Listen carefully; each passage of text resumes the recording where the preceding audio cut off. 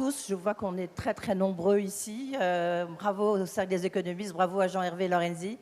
Il faut dire qu'il y a beaucoup de questions. Là, on va s'intéresser à un sujet, l'économie face aux ruptures. Ne vous inquiétez pas, on ne va pas parler de rupture politique, même si c'est un peu le sujet qu'on a tous dans nos têtes. On va parler de cette fin de la mondialisation telle qu'on l'a connue. En tous les cas, c'est ce que peut-être vont arguer certains. Les ruptures que nous devons affronter, que vous devez affronter, que l'Europe doit affronter, que la Chine doit affronter, que l'Afrique doit affronter, que la Finlande doit affronter. Si je dis ça, c'est parce que vraiment, nous avons autour de cette table ronde, tous les 3 continents, en tous les cas, sont représentés. Je dirais qu'il manque peut-être les États-Unis, Jean-Hervé Lorenzi, ça sera pour la prochaine fois, il faut dire qu'eux aussi, ils sont occupés. Alors, rapidement, je crois que vous les connaissez quasiment tous, en tous les cas, celui qui va coordonner cette table ronde, Philippe Aghion, professeur au Collège de France. J'en profite pour faire un peu de pub pour vous, Philippe. Votre livre sur l'IA, Notre ambition pour la France, que vous avez coécrit avec Anne Bouvreau, puisque vous avez présidé la commission pour l'intelligence artificielle, voir qu'est-ce qu'il fallait faire. J'ai envie de dire peut-être que votre rapport, il est un peu dans un placard pour l'instant, mais vous nous direz peut-être qu'on pourra le ressortir après les élections. C'est sûr que ça brouille. Et vous faites une dédicace, Philippe, je crois. À quelle heure? Vous pouvez nous le dire? Juste après, voilà. Donc si vous voulez son livre. À côté de vous, c'est Enrico Letta, ancien Premier ministre italien, qui vient de remettre un rapport qui a été très plébiscité, là aussi, à l'Union européenne, sur comment on devait transformer l'Europe, comment l'Europe pouvait éviter le décrochage européen. C'est un point aussi essentiel avec ce nouveau Parlement européen, cette nouvelle Commission européenne. À ses côtés, alors je fais très attention parce que on m'a mis quand même des personnalités très impressionnantes, mais qui ont tous des noms un peu compliqués, donc je vais tout faire pour pas essayer d'écorcher votre nom. Mipiatra Kumpula-Natri, qui est députée, qui est au Parlement européen, qui est finlandaise, et ce qui est très intéressant, évidemment, la Finlande est tout proche de la Russie, elle est dans la commission des sanctions vis-à-vis de la Russie, elle nous dira aussi quelle évolution elle voit et quelle rupture elle voit. À ses côtés, c'est Pierre Decaisse, que vous connaissez bien, économiste, bien sûr, professeur, qui nous dira que c'est la fin de la mondialisation heureuse. À ses côtés, c'est Lincoln Jin. Il arrive tout juste de Pékin. Il est vice-président de la Banque asiatique d'infrastructure, personnage clé au niveau du gouvernement chinois. Il était vice-ministre des Finances. Il nous dira combien il investit. Vous savez, la route de la soie, c'est un investissement très important, mais aussi tout ce qui concerne l'Asie du Sud-Est. Et puis, à mes côtés, Kako Unbuko, qui est, lui, économiste qu'on connaissait bien ici, aux rencontres d'Aix, qui est l'Afrique, et qui me disait, vous me faites parler en dernier, si l'Afrique est toujours en dernier, je vous promets, Kako, que vous pourrez parler, parce que justement, on se demande, entre ces mâchoires américaines et chinoises, où l'Europe risque un peu de disparaître, que devient l'Afrique? Vous nous donnerez vos réponses. Pour l'instant, Philippe Aghion, à vous d'introduire et nous expliquer quelle rupture on doit affronter. Merci beaucoup. Donc, voilà,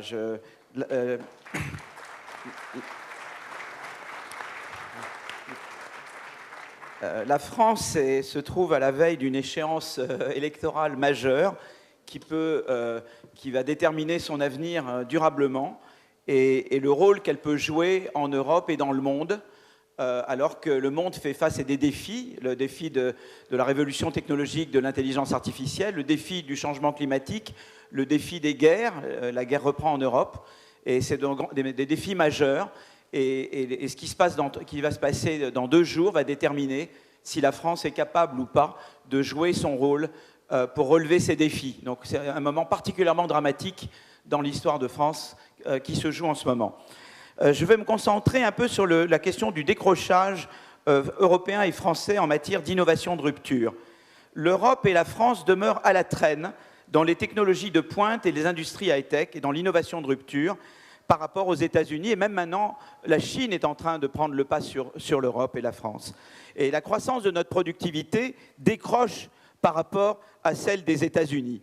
Pourquoi ? Alors, une étude récente publiée par l'Université Bocconi, et j'ai Jean Tirole qui est là et qui a joué un rôle majeur dans cette étude. Donc, je ne savais pas que Jean, tu serais présent. Donc, en fait, c'est Jean qui devrait être à ma place pour raconter ce que je vais raconter. Ça vous met la pression, voilà. Philippe. Ça me met une pression terrible. Cette étude de l'Université Bocconi, à laquelle Jean a joué un rôle de premier plan, met en évidence un fait marquant. Les industries high-tech, à commencer par les services informatiques et logiciels d'une part, et le secteur biotech et pharmaceutique d'autre part, représentent 85% des dépenses privées en R&D aux États-Unis, tandis que l'industrie automobile absorbe plus de 50% des dépenses privées de R&D en Europe. Il n'est donc pas étonnant que les États-Unis dominent largement en termes de brevets high-tech, technologie de l'information, biotech et pharmacie, alors que l'Europe domine en production de brevets dans des domaines plus traditionnels comme les transports et la mobilité. Plus fondamentalement, les Américains disposent d'un écosystème d'innovation qui est bien mieux que le nôtre. Ils donnent une place prépondérante à la recherche fondamentale. Ils ont des universités super bien financées, des laboratoires, des fondations de recherche fondamentale. Ils ont le système de capital risque qui finance les start-up.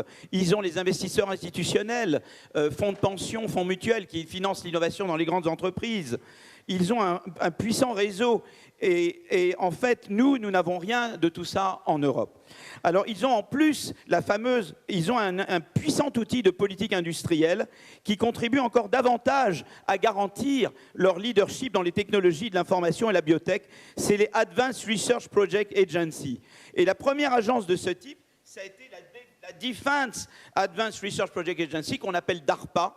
Elle a été créée en 1958 en période de guerre froide pour faire face à la concurrence de l'Union soviétique en matière d'espace et de défense. Le programme DARPA a permis aux Américains d'envoyer des hommes dans l'espace, de conquérir la Lune et a conduit à d'importantes innovations telles que l'Internet ou le GPS. Ils ont créé ensuite la ARPA Énergie et ils ont créé la BARDA, grâce à laquelle nous sommes ici. Le développement très rapide des vaccins d'ARN messager n'a été possible que grâce à la BARDA, qui est l'équivalent de la DARPA pour les biotech. Alors, il y en a qui évoquent le programme Horizon Europe, qui, selon eux, pourrait changer la donne en matière d'innovation de rupture. Cependant, comme le montre très bien le rapport de la Bocconi, sur ces 11 milliards d'euros de budget annuel, seuls 1,4 milliard d'euros sont alloués au Conseil d'innovation européen, en charge des innovations de rupture. Mais en fait, ce conseil lui-même est loin d'être une DARPA, comme l'explique très bien le rapport. En particulier, il est soumis à la tutelle de l'Agence européenne pour l'agence et les PME, dont la responsabilité principale est de soutenir les PME européennes. Alors moi, j'aime beaucoup les PME, mais il se trouve que les PME existantes se focalisent davantage sur les innovations moins à la pointe, qui sont des innovations qu'on appelle incrémentales, mais pas des innovations de rupture. Et donc, voilà, l'Europe n'est pas du tout armée comme les États-Unis le sont, et même comme la Chine commence à l'être en matière d'innovation de rupture. Si maintenant on s'interroge à la France, si on s'intéresse à la France en matière de politique d'innovation, il y a eu deux politiques initiées sous la présidence Sarkozy. La première, ça a été le crédit impôt recherche, qui a été avec une enveloppe de 2 à 6 où l'enveloppe a augmenté de 2 à 6 milliards d'euros. La seconde, ça a été la création des LABEX, des laboratoires d'excellence, dotés de moyens qui ont doté les laboratoires d'excellence de moyens pour attirer les meilleurs chercheurs. Quel a été l'impact de ces deux initiatives? Il y a eu une étude récente qui a montré une étonnante efficacité des LABEX. Cette étude montre que la création de ces laboratoires de recherche d'excellence a fortement stimulé l'innovation de rupture et l'emploi en R&D dans les industries de pointe proches géographiquement et technologiquement des LABEX. Par contre, le crédit impôt recherche, il a eu peut-être des effets d'empêcher des délocalisations, donc je ne suis pas là pour m'attaquer au crédit impôt recherche, mais il n'y a pas d'effet avéré du crédit impôt recherche sur l'innovation de rupture. Quelles sont les leçons? Et je ne veux pas être trop long. La première, c'est que les politiques d'innovation non ciblées ont peu de chances de générer des innovations de rupture. C'est aussi vrai pour le crédit impôt recherche que pour les politiques actuelles de soutien conduites par le Conseil d'innovation européen dont je parlais tout à l'heure. Et la deuxième, c'est que l'innovation de rupture, c'est un processus en plusieurs étapes qui commence avec la recherche fondamentale. Et il nous faut des LABEX, il faut la recherche fondamentale, il faut du capital risque, il faut de l'investissement institutionnel, il nous faut des vrais DARPA.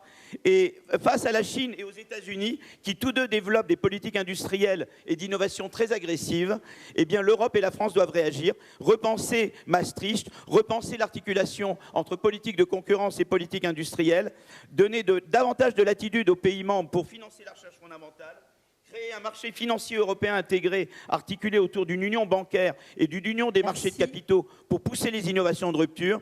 Ma crainte, si vous voulez, on a des merveilleux chercheurs, on a des merveilleux ingénieurs, on a des merveilleux informaticiens, mais si, face aux États-Unis qui font l'IRA, à la Chine, qui fait aussi une politique industrielle d'innovation très agressive, l'Europe demeure un géant réglementaire et un nain budgétaire, eh bien l'Europe va décliner. Et le grand drame en France, c'est qu'il se peut que dans 2 jours, on décline encore plus si on fait le mauvais choix dans 2 jours aux élections. Merci beaucoup. Merci Philippe.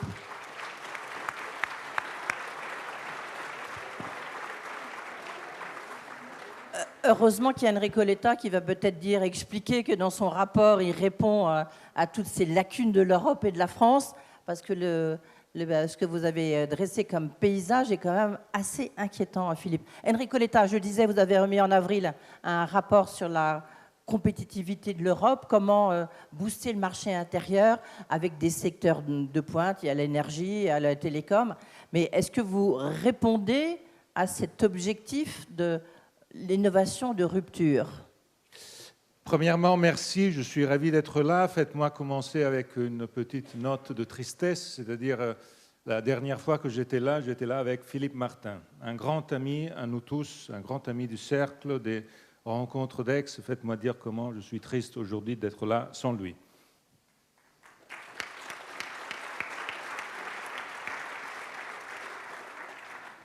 Je pars par des exemples très simples. Pourquoi ce que Philippe a dit est totalement vrai et touche nos vies chaque jour.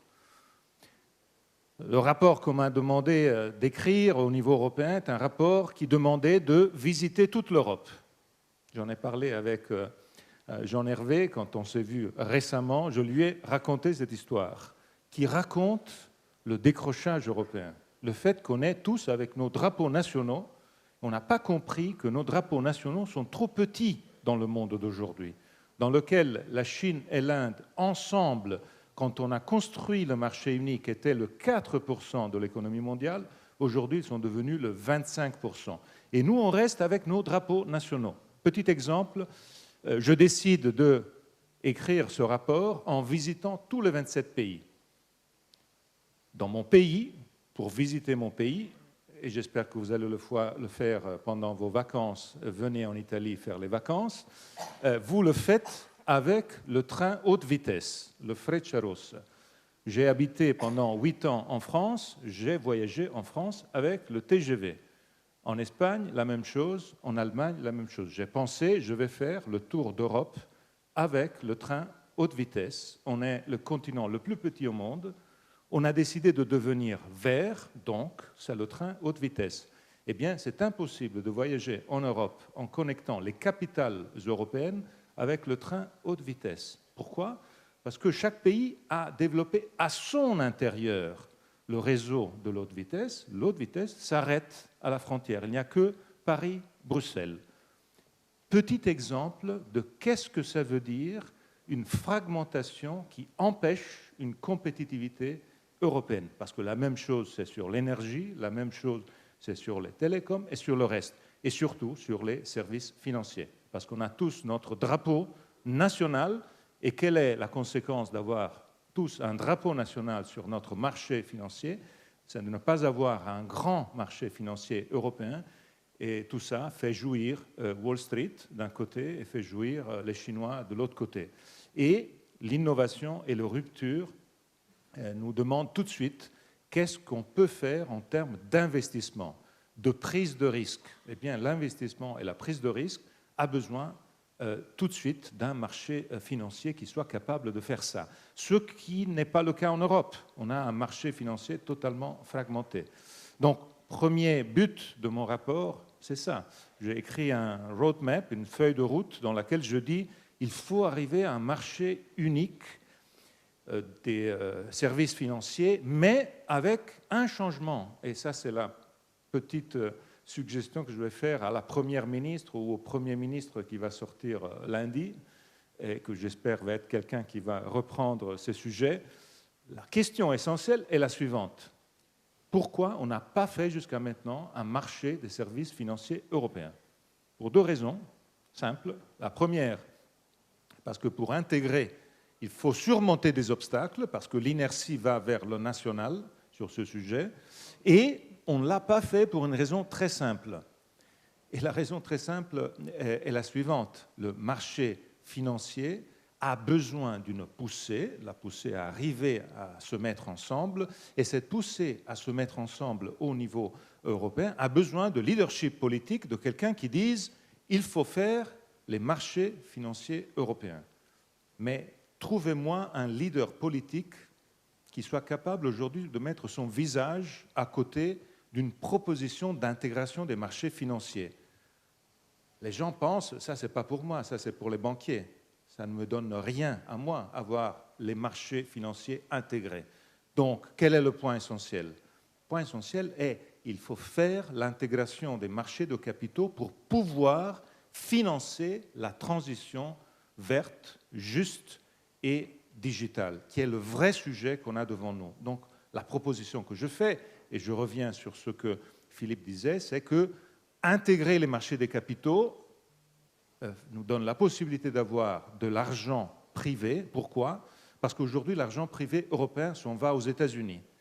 Et la chose la plus folle, c'est que le marché intégré américain est attrayant de nos épargnes qui vont là, alimentent et rendent plus fortes les entreprises américaines qui reviennent en Europe avec notre argent pour acheter nos entreprises européennes. Edwige, c'est le suicide. C'est pour ça que l'intégration du marché intérieur, et je vais terminer là-dessus, est fondamentale pour donner la force à l'Europe de reprendre le dessus avec la prise de risque, qui est l'élément absolument essentiel de l'innovation. Mon rapport va dire ça. Je vais espérer vraiment que ce rapport ne termine pas sa vie comme beaucoup de fois ça se passe avec les rapports, dans un tiroir. Et je serais ravi de faire en sorte que ce rapport devienne vie vraie, concrète des Européens. Merci beaucoup, Enrico.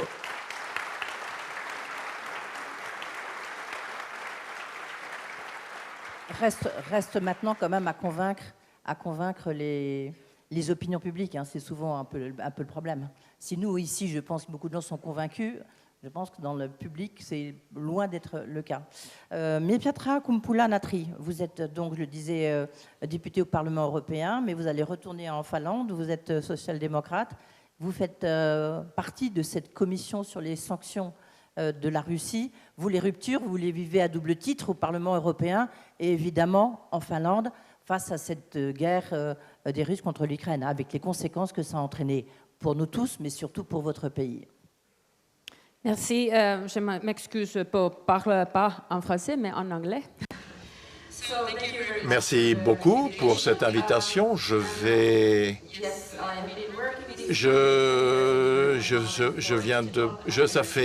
travaille pendant 10 ans pour l'énergie et les nouvelles technologies. Maintenant, il a fallu malheureusement travailler sur la guerre.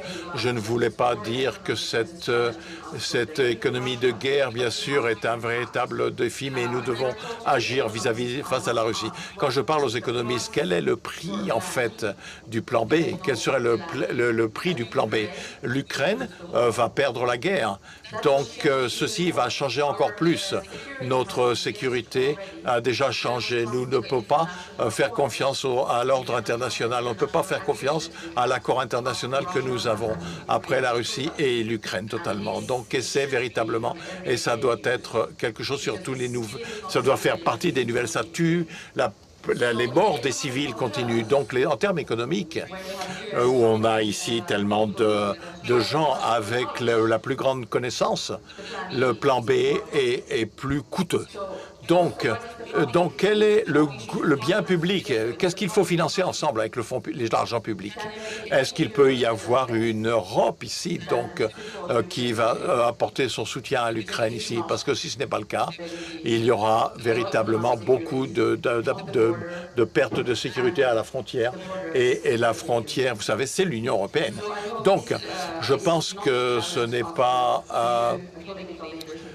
Donc, ce sera bien sûr, il va falloir de nouveaux des leaders politiques en Europe et ailleurs. Il va falloir prendre ça en compte. Maintenant, Les sanctions que nous avons appliquées, est-ce qu'elles sont bonnes ou mauvaises? Sans sanctions, la situation serait beaucoup pire.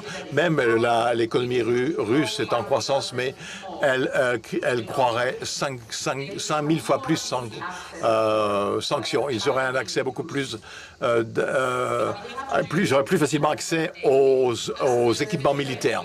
Et en tant que, comme Dolly Sullivan a dit, à Primula, ils recrutent plus de gens pour bloquer les sanctions. Donc, non, il faut faire la même chose. Il faut rendre les choses plus difficiles. Il faut trouver de nouvelles entreprises dans les pays africains, en Asie et ailleurs pour vérifier que ceci n'est pas possible, que les Russes ne peuvent pas surmonter les sanctions. Nous développons notre propre défense au niveau d'une politique industrielle, mais c'était stupide en même temps de financer d'une autre façon. Donc, ça, c'est la question économique comme tout le reste. Donc d'autres sujets, très brièvement, je pense également où nous avons besoin de la sécurité. D'abord, le climat, bien sûr, mais c'est un climat qui, bien sûr, qui ne peut pas être éloigné. On doit garder ceci. Et cette transition, la numérisation, le climat, ce n'est pas après 5 ans, donc après la commission on doit poursuivre. Et il y a un défi politique. Et donc, beaucoup de politiciens disent « Oh, mais mes citoyens ne peuvent pas payer pour l'énergie renouvelable, etc. » Mais il y a une indication au niveau de la configuration des industries a publié une liste des intentions des investissements verts. Et donc, nous avons 5,5 millions d'habitants. Et les intentions des entreprises sur les investissements verts, c'est de 268 milliards. 100 milliards pour l'énergie éolienne marine. Et donc la France fait la même chose. Et ceci, bien sûr, ce sont des défis politiques discrets. Il ne veut pas dire non à ce plan d'investissement. Donc, ceci est nécessaire partout. Mais vous voyez, l'industrie est prête à avancer. Il y a des entreprises qui font de la publicité en disant « Mon entreprise ne va pas réduire les émissions, elle sera aussi sale qu'il y a 30 ans. » Aucune entreprise ne fait ce type de publicité aujourd'hui. Et donc, je comprends l'avis du marché. Le monde des affaires comprend le changement climatique, comme les politiques. Et donc il faut assurer la stabilité de l'Union européenne et des entreprises, etc. Et donc, nous avons besoin de coopération. Donc, je vais mentionner également qu'étant membre du comité sur le commerce, nous avons de nouveaux accords commerciaux. On est engagé sur les organisations internationales pour le commerce et autres. Mais on regarde également les aspects pour l'Afrique et donc pour essayer de faire des éléments bilatéraux lorsque l'Union internationale du commerce ne marche pas. Et pour le numérique, il était important de réfléchir à cette notion. Pourquoi l'Europe est en retard? Pourquoi il n'y a que 2 entreprises informatiques parmi les top 10 dans le monde? On a plus de start-up qu'aux États-Unis, on a plus d'innovation et on devrait avoir également on devrait avoir un marché unique de l'informatique.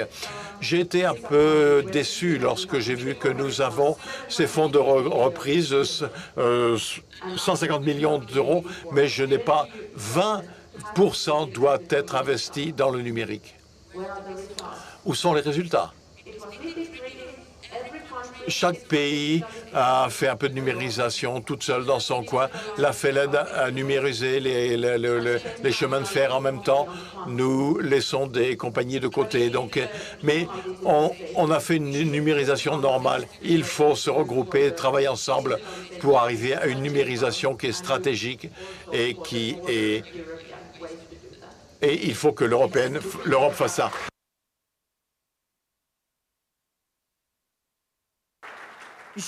Juste un point pour rebondir sur ce que disait Philippe Aghion tout à l'heure. L'Europe, c'est la réglementation avant l'innovation. Vous êtes d'accord? Did you get it? That's a question for you. Oh, sorry. Philippe said Europe is regulation before innovation. Do you agree or not? Europe is what? Regulation. Oui, certainement. Oui. ça, c'est vrai, c'est un géant réglementaire. Et moi, je suis plutôt d'accord avec Bradford, Arnaud Morfeu, qui dit que la façon européenne, c'est il y a l'effet Bruxelles. Une fois qu'on a fait, donc il y a une loi sur la vie privée dans d'autres pays. Donc oui, il y a trop de bureaucratie en Europe, ce que je n'aime pas. Mais j'aime bien la réglementation qui dit que la vie privée doit être respectée, les enfants en ligne doivent être contrôlés. Donc je ne demande pas aux grandes entreprises de me dire comment faire de la réglementation. Aucune compagnie vient voir les politiciens en disant s'il vous plaît, faites de la régulation pour moi. Donc il faut définir le cadre réglementaire avec moins de bureaucratie, mais avec des règles claires où on dit, et ensuite on le fait ensemble. Donc je suis allé en Californie souvent. Ils essaient de faire de la réglementation. Donc ce n'est pas du blanc ou noir. C'est pas blanc ou noir. Merci. Blanc ou noir, Pierre Dockès, donc vous êtes économiste, bien sûr, tout le monde ici vous connaît. La mondialisation, telle qu'on l'a connue, c'est terminé, mais maintenant, il faut retrouver un nouveau modèle économique. Est-ce que c'est le protectionnisme? Rien n'est moins sûr. Mais en même temps, c'est sûr que ça peut nous protéger, notamment de nos amis chinois. Oui, notamment, mais pas seulement. Sorry, that was for you, Lin Kuo-Chin. Je voudrais commencer par la conclusion. Ah bon. On ne sait jamais, on n'a pas énormément de temps. Alors, cette conclusion, je vais la prendre chez Camus. Il disait que toutes les générations précédentes avaient comme vocation de refaire le monde. Et il ajoutait que pour la nôtre, le but était surtout d'éviter qu'elle se défasse. Donc je trouve que c'est tout à fait à l'ordre du jour. Mais par rapport à Camus, je crois qu'il faut faire une distinction importante. Pour éviter qu'elle se défasse, je pense qu'il faut le refaire un peu, ce monde, tout de même. Ça, c'est pour les ruptures, en quelque sorte. Et le thème général de nos sessions, c'est relier les mondes. Relier les mondes, et comme on est économiste, on pense d'abord, évidemment, aux échanges de biens, de services, de capitaux, mais aussi au déplacement des hommes et des femmes, au déplacement des informations, etc. En un mot, le commerce, comme on disait, au XVIIIe siècle, au sens le plus large. Et d'ailleurs, ça me fait penser à ce thème qui était celui de Montesquieu, que Albert Hirschman a lui-même caractérisé sous le nom de doux commerce. Le doux commerce, qu'est-ce que c'était pour Montesquieu? C'était deux choses fondamentalement. D'abord, l'idée que lorsque les marchands, les hommes, les femmes se déplacent dans le monde, ils nouent des relations, et des relations qui les font se mieux connaître. Et il en tirait la conclusion qu'en se connaissant mieux, les conflits disparaîtraient et que les guerres disparaîtraient. Bon, bel utopisme du XVIIIe siècle, parce qu'il faut bien reconnaître que les hommes se déplaçaient, mais que se déplaçaient avec des soldats, avec des prêtres, avec des canonnières, et ça n'a pas toujours été très apprécié par le reste du monde. Ce n'est pas seulement les déplacements qui ont fait la disparition des guerres, de l'impérialisme était là. Mais il y avait une deuxième idée derrière qui est encore plus importante, c'est l'idée selon laquelle, grâce au commerce, les intérêts commerciaux, qui étaient considérés comme une bonne passion, les intérêts, l'emporteraient sur les passions mauvaises. Et les passions mauvaises, c'est évidemment l'agressivité, la guerre. Très bien.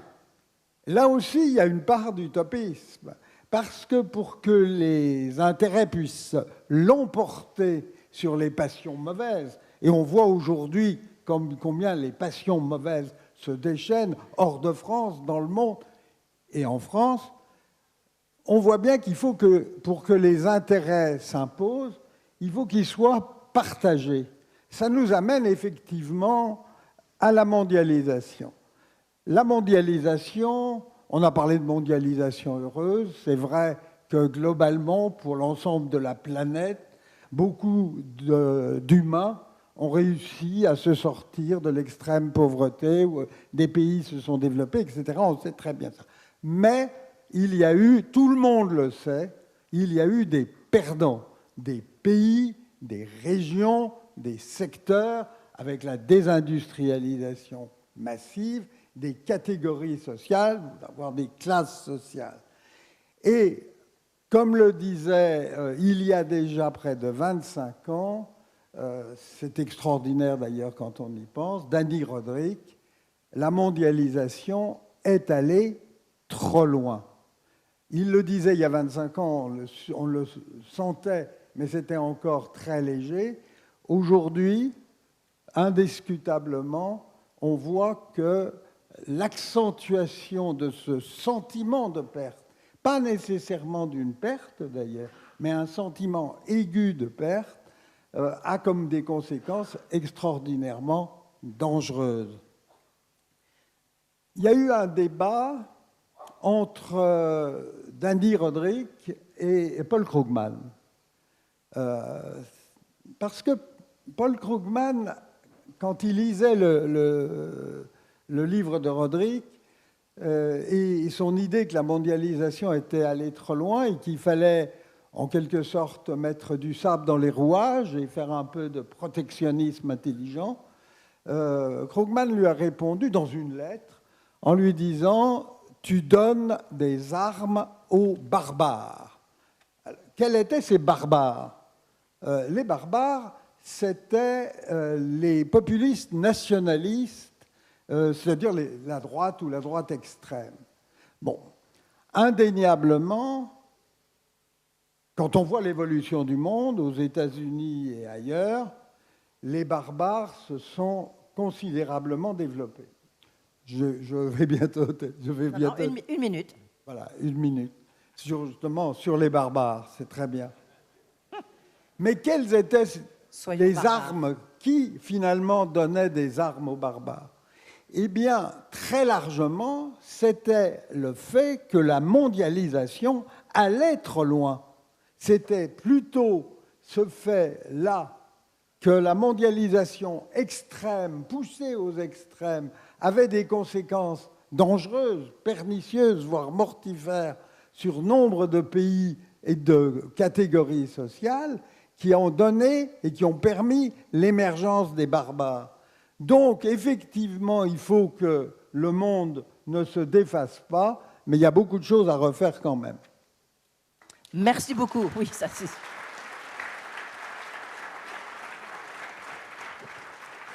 Merci. Et puis, je ne peux pas faire une réaction sur les barbares d'une minute.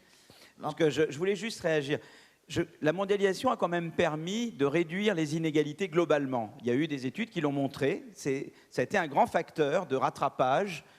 Mais ce qui s'est passé... Entre pays, surtout. Entre pays. Mais à l'intérieur, ça a créé de l'inégalité. Mais il y a eu des pays, comme certains pays scandinaves ou d'autres, qui ont mis en place des systèmes sociaux, flexi-sécurité, qui ont permis justement de faire en sorte que les perdants de la mondialisation, voilà, de pallier aux effets de la mondialisation sur les inégalités à l'intérieur des pays. Et donc, si vous voulez, et je crois que le populisme a émergé surtout dans les pays comme l'Angleterre ou les États-Unis, où des politiques sociales n'ont pas été mises en place pour s'adapter à la mondialisation. Je crois qu'il y a... Enfin, voilà, mais c'est un débat que je voulais ouvrir. Voilà. Bon, je ne suis pas du tout d'accord, évidemment. Voilà. Non, mais bon... Ok, je propose qu'on prenne un petit café derrière ensuite, parce que sinon on en a pour très très longtemps. Li Kunqing, je disais que vous êtes, merci d'abord d'être avec nous, vous êtes un personnage clé très important en Chine, vous présidez donc la Banque asiatique pour le développement des infrastructures, dont l'objectif c'est la route de la soie bien sûr, mais c'est aussi le développement de toutes les infrastructures dans l'Asie du Sud-Est. Il participe aussi des pays comme la France, des pays occidentaux. Est-ce que, pardonnez-moi, je vais être un petit peu direct, mais pour rebondir sur ce que dit Pierre Dockès à l'instant, est-ce que vous êtes les barbares de la mondialisation? Sorry for the question.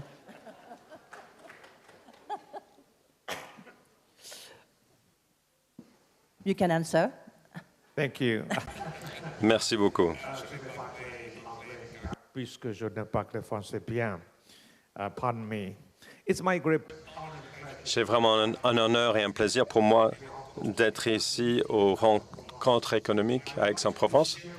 J'aimerais partager avec vous mes observations, y compris sur la mondialisation, sur certains des thèmes importants de cette conférence. J'aime beaucoup cette idée de relier les mondes, connecter les mondes, relier les mondes, ou connecter les différentes parties du monde. Depuis quelques années maintenant, on a vu beaucoup de crises interliées, des tensions géopolitiques croissantes, des perturbations des chaînes d'approvisionnement, des taux d'intérêt très élevés, des croissances asynchronisées et des conflits mortels dans beaucoup de zones de guerre et les impacts sur les économies mondiales et les effets catastrophiques et croissants du changement climatique. Par exemple, un phénomène qui est vraiment perturbant aujourd'hui et préoccupant, c'est la perturbation. Un retour débattant contre l'intégration économique mondiale. L'intégration mondiale économique a des effets secondaires qui ne devraient pas être mis de côté, mais on doit les gérer. Rejeter l'intégration économique, néanmoins, va faire lever des murs économiques entre beaucoup de pays, y compris des pays développés. On a vu ces dernières années ce protectionnisme montant qui menace beaucoup d'économies par rapport à la reprise suite à la COVID. Si on ne change pas cette tendance, on va faire partir l'économie mondiale plus vers la fragmentation. La perturbation de la COVID-19 et d'autres catastrophes sont des perturbations temporaires. Ces événements de force majeure ne devraient pas être accueillis en tant avec une présence pérenne afin de rendant cette fragmentation permanente. C'est le message très clair que je veux communiquer aujourd'hui. Nous connaissons cette politique. En Chine, nous avons ce proverbe qui dit « Regardez le feu qui est de l'autre côté du fleuve ». Parce que le feu, l'incendie, est de l'autre côté du fleuve. Donc, finalement, cette ville en face, de l'autre côté du fleuve, va être ruinée. Vous allez peut-être perdre des concurrents. Mais en même temps, vous allez perdre un grand marché. Vous allez trouver que vous ne pouvez plus rien vendre de l'autre côté du fleuve parce qu'il ne reste plus d'économie. Alors, du coup, la politique qui laisse perdre les voisins est inutile. On ne peut pas regarder l'incendie de l'autre côté sans proposer un coup de main. Alors, des économies différentes ont des avantages comparatifs différents. On peut uniquement maintenir ces avantages en maintenant votre propre avantage sous une concurrence juste et équitable. Pour sauvegarder l'avantage des économies, cela peut créer le résultat opposé. Mais ce n'est pas uniquement le protectionnisme, un rejet d'investissement direct qu'il faut gérer. Plus important, des économies majeures et développées et des économies émergentes doivent s'asseoir ensemble pour renforcer la coopération économique. En préparation de devenir membre de l'OMC en 2000, on y avait un grand débat en Chine. Toutes les institutions, se disaient, financières, allaient être ruinées par ces institutions occidentales très concurrentielles. Notre industrie automobile allait être ruinée, sans parler des produits de consommation. Mais en réalité, quel est le résultat? Je pense qu'on voit plutôt cette forte concurrence de l'industrie chinoise. Il faut vivre avec la réalité. Alors, selon moi, on doit travailler ensemble. L'économie mondiale a besoin de coopération au niveau mondial. On regarde uniquement la crise asiatique de 97 et 98. On a dit à ces pays-là qu'il fallait qu'ils gèrent cette crise tout seuls. Qu'est-ce qui s'est passé? Finalement, quand les effets sont venus dans les pays européens et dans l'Amérique du Nord, les gens ont commencé à dire que ce n'est plus un sujet local, il faut gérer ce problème. Encore une fois, en 2008-2009, il y avait une crise mondiale financière qui a commencé aux États-Unis. Et très vite, c'est devenu une crise mondiale. Alors, je pense que s'il y a une crise, il ne faut pas se dire qu'il y a un incendie en face de l'autre côté du fleuve. Il faut vraiment le traiter tout de suite pour empêcher une catastrophe plus importante. Merci beaucoup. J'ai une petite question avant de vous poser la question. Enrico, je voudrais bien avoir votre réaction par rapport à ce que vient de dire, notamment sur l'industrie automobile, très intéressant, la vision en tous les cas de Li Keqiang. Moi, je pense que ce qu'on a écouté est très important pour beaucoup de raisons. Mais je voudrais saisir l'occasion pour réagir et transmettre un message européen, qui est le suivant. Nous, les Européens, nous aimons faire en sorte que la Chine reste un partenaire fondamental, économique, politique, parce que pour l'avenir, c'est fondamental et très important. Ce qu'on n'a pas compris, et ce que je voudrais transmettre, c'est qu'il est impossible de ne pas prendre de position sur un sujet majeur pour nous tous les Européens, comme le sujet de ce que la Russie a fait en Europe. Si la Russie fait ce qu'elle a fait en Ukraine, ça donne l'idée qu'on peut bouger les frontières avec les tanks. C'est ce qui s'est passé pendant le XXe siècle, qui a été le désastre de l'humanité en Europe. Ce que nous demandons aux amis chinois, c'est de comprendre que protéger cette attitude de la Russie aujourd'hui à l'égard de l'Ukraine est quelque chose qui va créer du manque de compréhension avec ce que nous, en Europe, nous sommes en train de vivre aujourd'hui. On ne peut pas défaire les frontières avec les tanks. Ça, c'est pour nous fondamental. Merci Enrico. Vous voulez répondre, Li Keqiang? Very briefly, I do not represent. Je veux juste répondre en disant que je ne représente pas la Chine dans ces rencontres économiques. Je suis président de la banque d'investissement pour l'infrastructure AIEB, qui est en coopération très étendue avec les pays européens. Tous les pays européens sont membres de cette banque et on travaille très bien ensemble. Je pense qu'il s'agit d'une plateforme vraiment très importante pour la Chine en tant qu'actionnaire principal afin de pouvoir travailler avec les pays européens, afin de pouvoir se comprendre. Beauté en touche en français. On va parler maintenant d'un pays, d'un continent qui n'est pas oublié, loin s'en faut, contrairement à ce que vous pensez, Kako Nbuko. Vous êtes togolais, vous êtes un économiste agrégé, vous êtes ex-commissaire, hein, vous m'avez demandé de le préciser. Est-ce que vous avez vraiment le sentiment que, quand on parle des ruptures que nous traversons, de cette confrontation entre ces trois blocs, avec deux gros blocs, ben, il y en a un qui est un peu de côté, qui est l'Afrique, et qui est un peu oublié? Oui. Quand je suivais la passe d'armes d'il y a quelques secondes, je pensais à un proverbe africain qui dit « Quand deux éléphants s'affrontent, c'est l'herbe qui souffre ». Et en fait...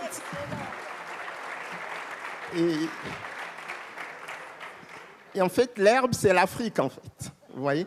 Et donc, mais pourquoi je disais que à cette table, je devrais parler en premier? C'est parce que l'Afrique, c'est 1,3 milliard d'habitants.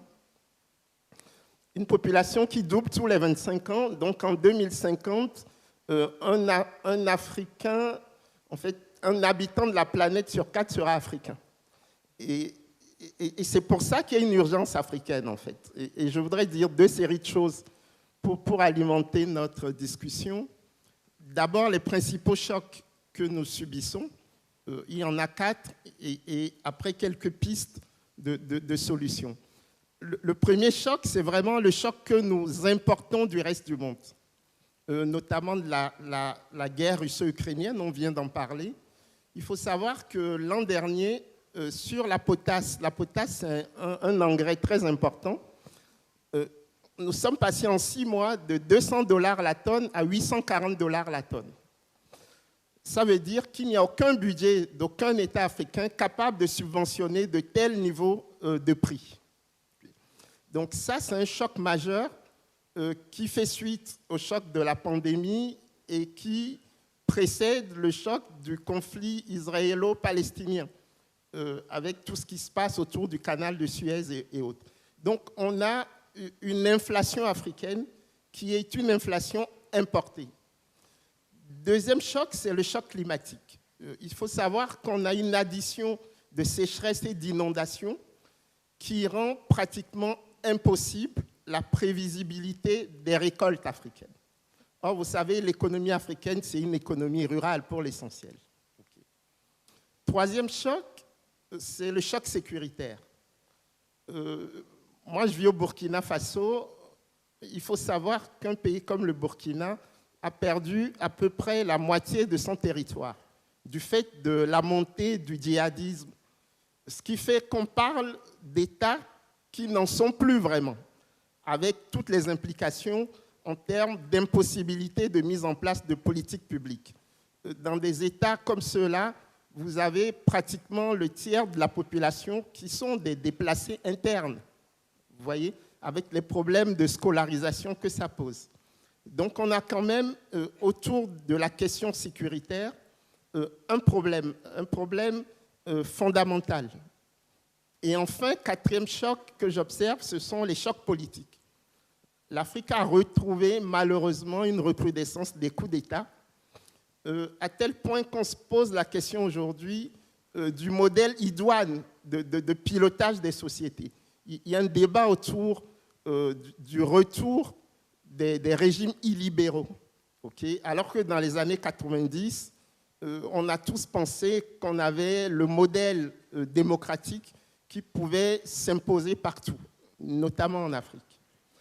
Et donc, ces 4 chocs africains, pourquoi j'en parle? Parce que ce sont des accélérateurs des transitions que nous observons depuis un certain nombre d'années. Transition démographique, transition fiscale, transition climatique et autres. Et donc, ce sera la deuxième partie de mon propos. Quelles sont les pistes sur lesquelles nous pourrions travailler? La première piste, c'est la régulation macroéconomique. Je crois que l'idée du Fonds monétaire international de libérer 650 milliards de droits de tirage spéciaux, c'est une très bonne idée, mais comme c'est au prorata des quotes-parts de chacun des États au FMI, l'Afrique ne récupère que 35 milliards. C'est trop peu. Donc, je voudrais vraiment partager avec cette assistance la possibilité d'une mobilisation accrue pour les droits de tirage spéciaux. Je sais que la France fait un effort en demandant qu'il y ait au moins 100 milliards pour l'Afrique. Deuxième piste de solution, au-delà des régulations macroéconomiques à réinventer, je crois que c'est la question de la protection par rapport à l'agriculture. Okay?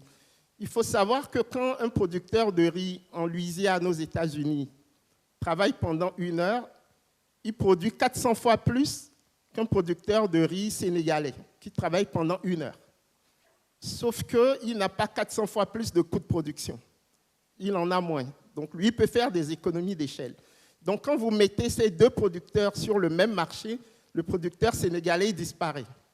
Quand je dis il disparaît, ça veut dire que s'il est néolibéral, ce que nous espérons tous dans cette assemblée, il devrait migrer en région parisienne. Vous voyez? Donc si on veut éviter ça, il faut qu'on pense une forme de protection pour que l'Afrique puisse développer son agriculture. On a 500 millions d'hectares de terres arables, on a 1 milliard de jeunes, il n'y a aucune raison que les Africains ne puissent pas produire en Afrique ce dont ils ont besoin. Troisième piste, donc troisième et avant-dernière piste, voilà, c'est la question de l'habitabilité de notre planète. Vous savez que l'Afrique, c'est 4% d'émissions de gaz à effet de serre pour 17% de la population mondiale. Ce qui fait que si nous devions faire comme les autres, nous devrions produire 17% de gaz à effet de serre. Et si nous incluons l'hypothèse de rattrapage, puisque ça fait des siècles que les autres détruisent la planète et pas nous, nous devrions être autorisés à produire plus de 17% de gaz à effet de serre. Et vous voyez bien que si on suit ce raisonnement, notre planète ne pourrait pas être habitable. Et donc, j'en appelle également à une forme de solidarité pour que l'Afrique puisse être rémunérée du fait qu'elle ne surexploite pas ses écosystèmes. Et enfin, dernier point, et je pense que c'est important, on déduit les applaudissements de mon temps de parole. Edwige. Et voilà, enfin, quatrième et dernier applaudir. C'est Allez, faut qu'on y aille. c'est le triptyque État, territoire et société qu'il faut absolument reconstruire. Avant notre discussion, nous avions un petit débat entre nous tout à l'heure, et je disais à mes collègues qu'au fond, ce qui se joue en France, c'est la répétition générale de ce qui va se jouer dans le monde dans les prochaines années. C'est-à-dire que les oubliés de la mondialisation ne vont pas accepter de mourir en silence. Et donc, si on ne reconstruit pas ce triptyque État, territoire et société, on va malheureusement vers de grands malheurs. Merci. Formidable, merci.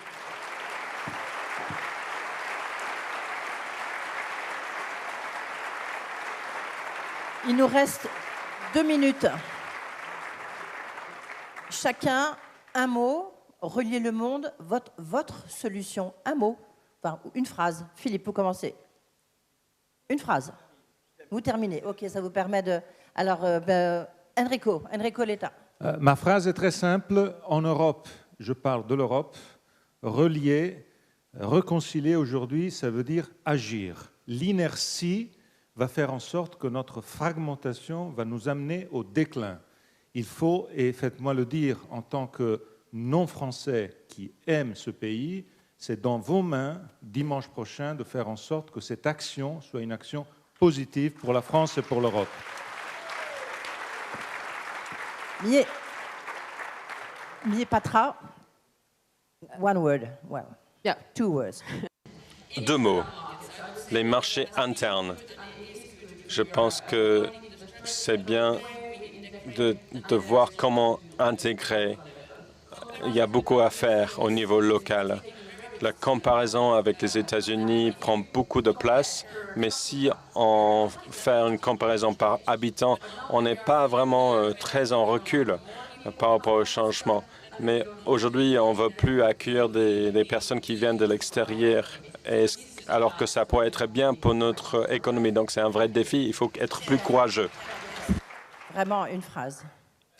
Oui, une phrase seulement. Oui. Il y a quelques années, même un grand nombre d'années, en Chine, un slogan était important, c'était la 4e modernisation. La 4e modernisation, Ça y est. c'était la démocratie. Donc vous proposez la 5e démocratisation. La démocratie comme 4e modernisation, je pense que c'est l'essentiel et ça reste à démontrer. Merci beaucoup. Li Kunching. Relier le monde, vous faites quoi? Vous êtes européen, vous faites quoi? Les pays européens, les États et le peuple, vous devez avoir confiance en vous-même.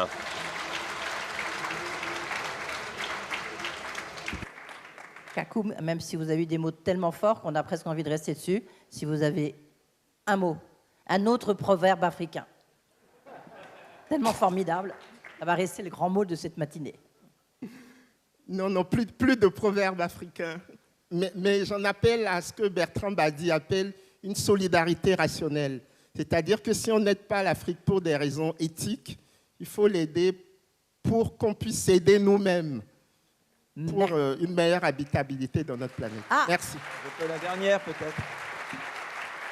Je crois que... Allez Philippe, le mot pour vous. L'idée, c'est que plutôt que le protectionnisme, c'est l'innovation dans tous les sens du terme, mais de rendre l'innovation inclusive, que tout le monde fasse partie du processus d'innovation et de la rendre démocratique. On a souffert en France que l'innovation ne soit pas suffisamment inclusive et d'une verticalité du pouvoir. Je crois beaucoup dans le dialogue. parlementaire, sociale et l'inclusivité. Merci. Voilà, et je crois que c'est dans cette manière-là qu'on arrivera à surmonter les populismes. Merci à tous, c'était passionnant. Merci et soyons innovants.